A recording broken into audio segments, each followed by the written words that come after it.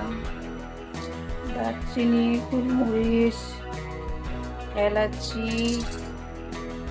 এগুলোকে আমি এখন কড়ার মধ্যে ভালো করে টেলে নেব। পছন্দ মতো মরিচ দিয়ে এগুলোকে আমি ভালো করে টেলে নেব। খালি কড়ার মধ্যে আমি এগুলো টেলে নেব, ভালো একটা সেন্ট বেরোবে।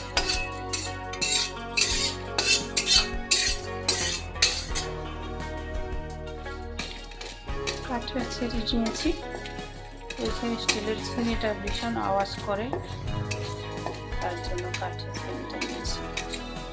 কাঠের ছিঁড়ি দিয়ে নাড়াচাড়া করলে একটা আওয়াজ কম করে। এগুলো একটু ভাজা ভাজা হয়ে গেছে, স্যান্ড বেরিয়েছে খুব সুন্দর। আদা দিয়েছি, শুকনো লঙ্কা দিয়েছি, দারচিনি, গোলমরিচ, এলাচি দিয়ে এটার মধ্যে এখন আমি টমেটো রেখেছি কেটে, ওটা দিয়ে দেবো। এটার মধ্যে দিয়ে দিলাম টমেটো কেটে। তেলটা কিছু দিইনি, এমনিতে খালি করার মধ্যে ফুটে এলে এটাকে পেস্ট করে নেব।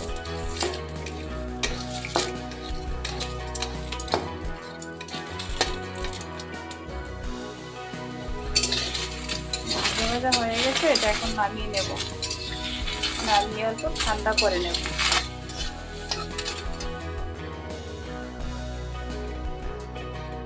কড়াইতে সরষের তেল দিয়ে দিলাম, অল্প পরিমাণে দিয়ে এখন আলু ভাজা করবো এটার মধ্যে।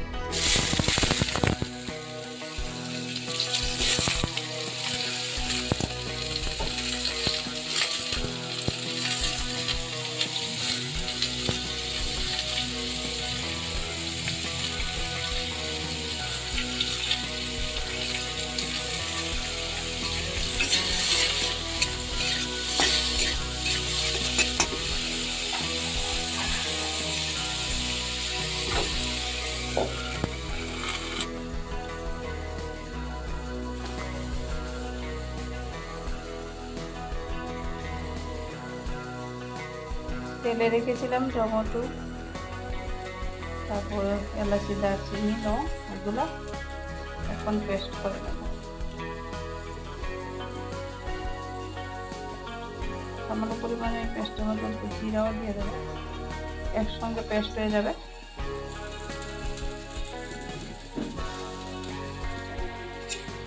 আলুগুলি ভাজা হচ্ছে অল্প, তার মধ্যে আমি আগে থেকে ভিজিয়ে রেখে সিদ্ধ করে রেখেছি কাবলি চানা। কাবলি চানা আলুর সঙ্গে একসঙ্গে ভেজে নেব। সবজিটা সম্পূর্ণ নিরামিষ হবে, এটার মধ্যে পেঁয়াজ রসুন কিছু দেব না।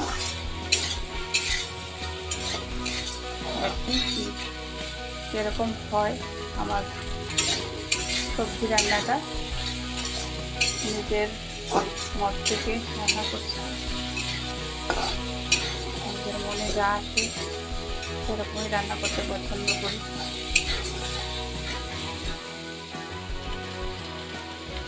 বন্ধুরা মোটামুটি ভাজা হয়ে গেছে, অল্প একটু কাশ্মীরি লঙ্কা গুঁড়ো দিয়েছি একটু কালারের জন্য।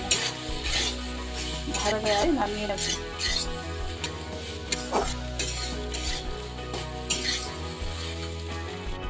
পেস্ট করেছিলাম, দেখুন পেস্টটা কালারটা খুব সুন্দর হয়েছে, চকলেট কালার অল্প, দেখতে কত ভালো লাগছে।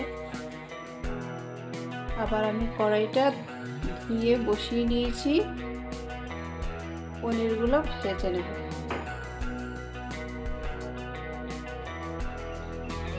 তেল গরম হয়ে গেছে, এখন আমি পনির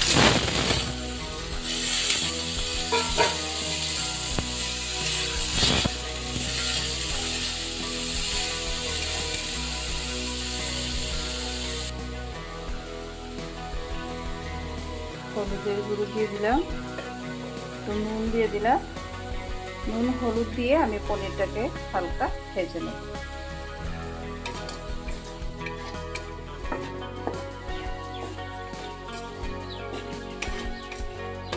এর আগের ভিডিওতে রান্না করেছিলাম সম্পূর্ণ তেল ছাড়া, আর এখন তেল দিয়েছি। আমি রান্নার মধ্যে একটু তেলটা কমই লাগে। তেল কম খাওয়া আমরা সবাই জানি, ভালো, তাই তেলটা কম লাগানোই ভালো। আমি সবগুলো রান্নাতে দেখবেন লক্ষ্য করে তেল একদম সামান্য পরিমাণে ব্যবহার করি।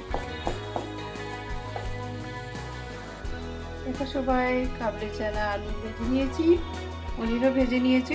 এখন কীভাবে রান্না করব দেখুন।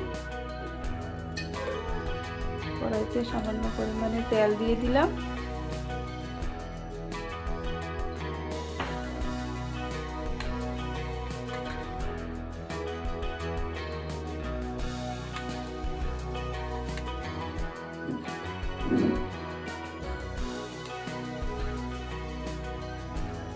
কড়াইতে তেল গরম হয়ে গেছে, এখন শুকনো লঙ্কা দিয়ে দিলাম। সবজিটা পুরো নিরামিষ করব, তার জন্য সামান্য পাঁচফোড়ন দিয়ে দিলাম,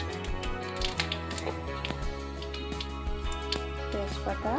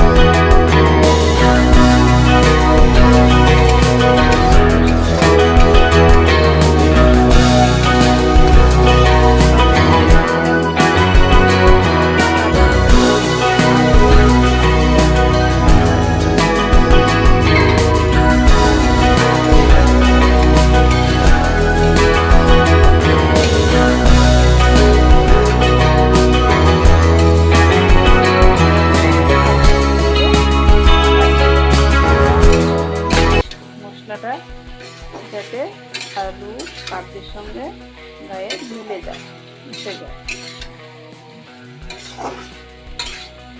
কত সুন্দর হয়েছে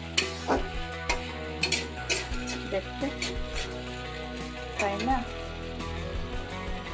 একটা সাইডে দিয়ে জল দিয়ে দিব, মিক্সির মধ্যে মশলা পাকা জলটা দিয়ে ঢাকা দিয়ে দেবো, 5-6 মিনিট ঢাকা দিয়ে দেবো। দেখি ঢাকনাটা উঠিয়ে কেমন হয়েছে।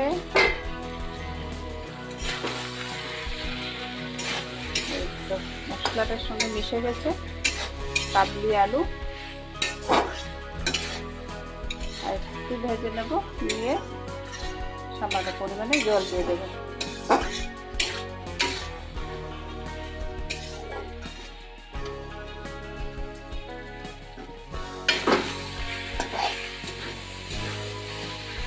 ভাজা ভাজা হয়ে গেছে, কষে নিলাম, জল দিয়ে দিই।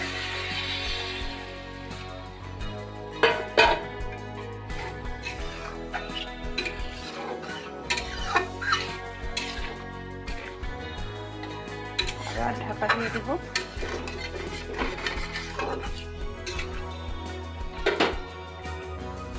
দেখি ঢাকনা উল্টে আমার সবজিটা কেমন হলো। তো এর মধ্যে এখন আমি পনির ঢেলে দেবো, পনিরগুলো ঢেলে দেবো। পনিরগুলো আগে দিইনি, কারণ আগে দিলে হয়তো বেশি ভেঙে যাবে।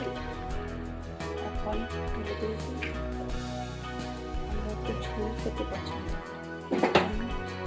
তারপর এটা নামানোর আগে আমি সামান্য পরিমাণে, যেহেতু দিয়েছি সামান্য পরিমাণে গরম মশলা গুঁড়া দিয়ে দিলাম।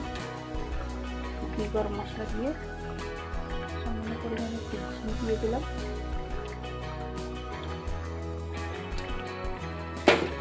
লাগিয়ে নেব।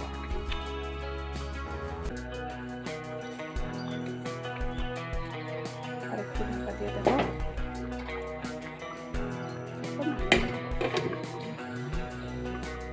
দেখো বন্ধুরা, আমার রান্না হয়ে গেছে। এখন আমি নামিয়ে নিচ্ছি তরকারিটা। কাবলি চানাগুলো অনেকে কুকারে দিয়ে একদম মোটামুটি সিদ্ধ করে নিতে পারেন। আমি একটু বেশি সিদ্ধ করিনি, কারণ আমরা বেশি করে ভালোবাসি। দেখো বন্ধুরা, আমার তরকারিটা নামিয়ে নিয়েছি। আমার নিজের মতো করে আমি সাজিয়ে নিয়েছি ক্যাপসিকাম দিয়ে। আমার প্লেটটা দেখতে কেমন হয়েছে এবং রান্নাটা কেমন হয়েছে সবাই একটু কমেন্টের মাধ্যমে যদি বলো। অনেক অনেক আমি সবাইকে কমেন্টের উত্তর দেওয়ার চেষ্টা করি, আর সবাই কমেন্ট পেলে আমি অনেক খুশি হব। তো জয় করি সকলকে, সবাই ভালো থাকো, সুস্থ থাকো। এটা সকলের জন্য